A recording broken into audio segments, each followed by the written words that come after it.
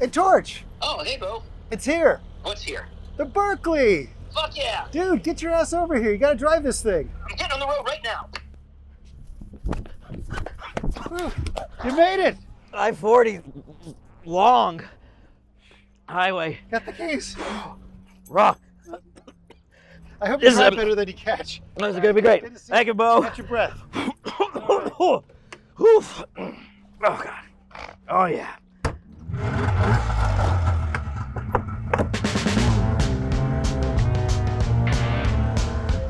All right, here we go. Hey everybody, I'm Jason Torchinsky with the Autopian, and this is a 1958 Berkeley SE 328. And welcome to Torch Drives.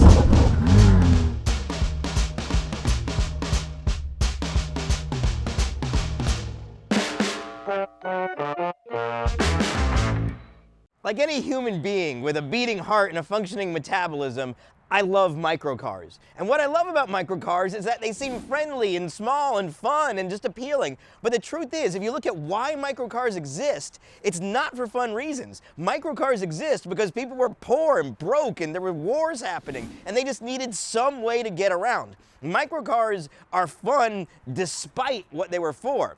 But that wasn't always the case. There was a time when someone decided, what if we made a microcar just to be fun? And actually fun to drive, fun to have, fun to do everything with microcar. And that microcar is this, the Berkeley SE 328.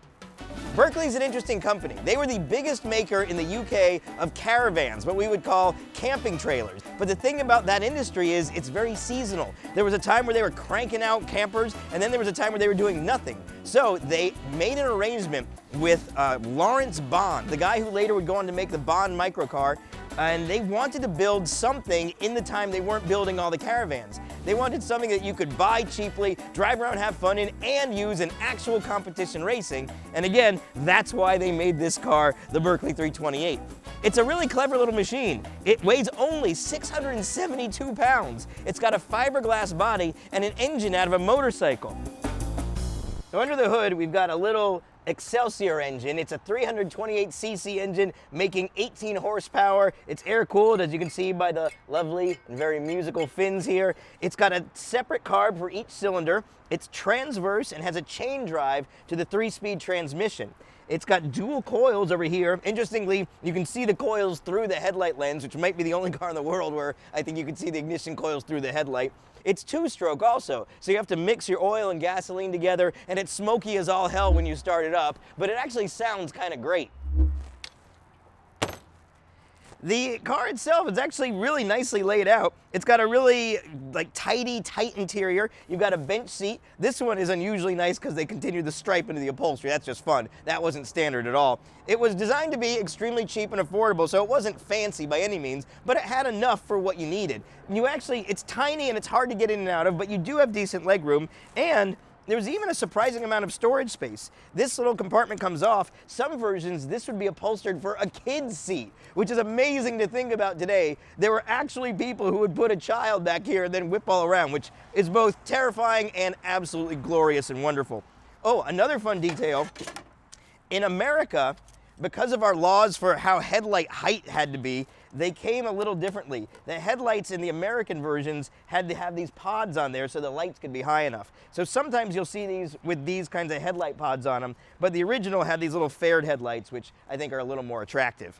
I'm very curious to see how this thing drives because the suspension setup looks pretty interesting. The wheels, proportionally to the car, are actually kind of big and beefy, and they've got these wonderful, it's almost like a spaghetti colander hubcaps. But if you look at the front suspension, we've got a small, tiny double wishbone suspension here with some of the smallest wishbones I've ever seen. They're pretty amazing. And at the rear, the bottom is mostly sealed by fiberglass, which is actually kind of ahead of its time aero-wise, but it makes it hard to see. But looking at the positive camber of these wheels, I think it must be some kind of swing axle suspension, which makes me a little nervous because swing axles can tend to tuck the wheel under and turning and can be a little hairy, but it doesn't have a lot of weight in the back, so maybe we're going to be just fine. They only made these between 1956 and 1960. They made different versions of it. They had one with a bigger 3-cylinder engine, and then later on they tried a few versions with more real car engines. But these were always designed to be cheap and accessible. The kind of thing where if you really wanted an Austin Healey Sprite or an MG Midget, but that felt just like too much car for you or too much money, too lavish, this was an affordable option. It was only about $1,500 back in the day, translates to about 15 grand by modern dollars. It filled a lot of the same holes that like a Miata does today. Small and fun, quick in its own way, not super fast, but just a blast to drive. The company eventually went out of business in 1960 because the caravan market took a downturn, and then the factory ended up making women's underwear, so you know, I guess everybody kind of won. There's only a few hundred of these left today, but I just think they're charming and a blast, and just the idea of a microcar whose only goal was to be something fun and enjoyable is just a beautiful thing. So to start this thing up, there's a fuel, the fuel cutoff is here. You turn that on, and then you turn on the ignition, and then there's a starter, and that's the horn. There's no labels. There we go. Oh, come on now.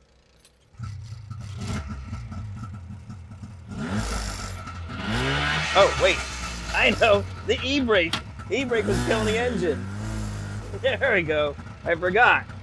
All right. Put in first. There we go. Woo! Oh, I love this little thing. Oh, yeah. All right.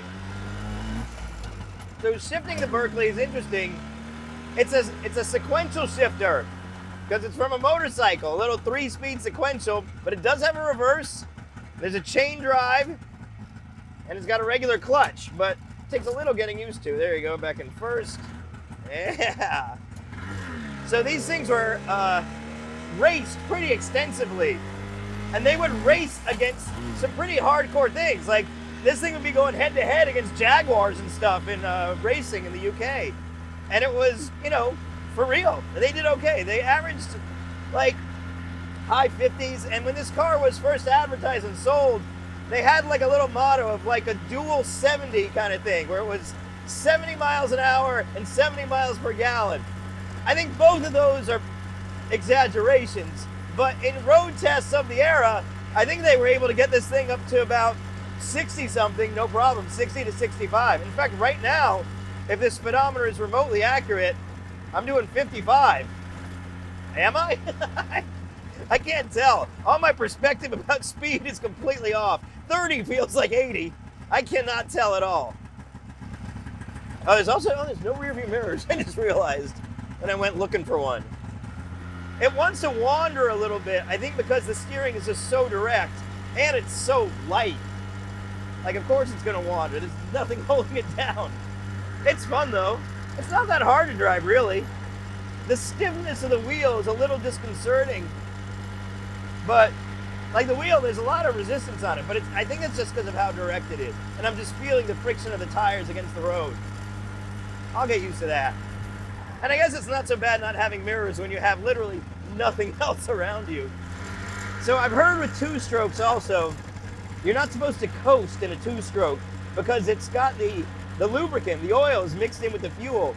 So you want the oil to be flowing, so that means you kind of want to stay on the throttle. And if you're coasting and the wheels are turning the engine and not the engine turning the wheels, then you're kind of running it dry and that can destroy it. So you want to stay on the throttle in something like this. Also, with 18 horsepower, you're staying on the throttle no matter what. So it works out fine. It handles pretty well. I mean, it would kind of have to. Front wheel drive too, which is kind of interesting in a car like this. You don't usually look at a car like this and think front wheel drive, but it is. Read online somewhere that it was 30 seconds from 0 to 50. But I don't think that's true. I feel like this is quicker than that. It's not like other microcars. Other microcars are made because out of desperation. They're literally the minimum it takes to get your ass from one place to another because you have to. That's all you can do. This thing though, you bought it because you wanted to. You bought it because you like to have fun. And maybe you didn't have a lot of money to throw around. That's okay. Fun isn't classist. Fun is for everybody. I'm a big fan of the Berkeley driving experience. Motorized pants experience. If everybody drove Berkeleys, there would be no road rage. How could you have road rage if everybody's in candy-colored Berkeleys just tooling around. It wouldn't happen. When these trucks go by, though, and the wheel lugs are like at head level, it's a sobering sensation. It does need a rearview mirror again, though. I see holes where one used to mount. That would be handy. Let's go grab some lunch. Yeah, hey, can I get a #1 combo? And do you have unsweetened tea? I don't know if I should be concerned about that red blinking light. Well, we've stalled. That's what it is. The red light is just a turn indicator. Thank you.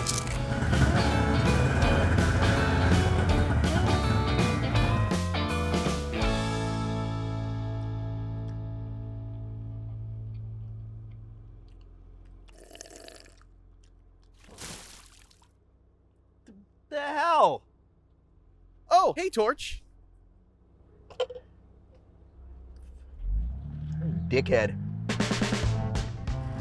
Ironclad. You want to hear something funny? So, in like 8th grade, I had to do like a report for history class on the famous battle of the Ironclads between the USS Monitor and the CSS Virginia, which was often called the Merrimack, because it was the first 2 ironclad warships to fight in the Civil War.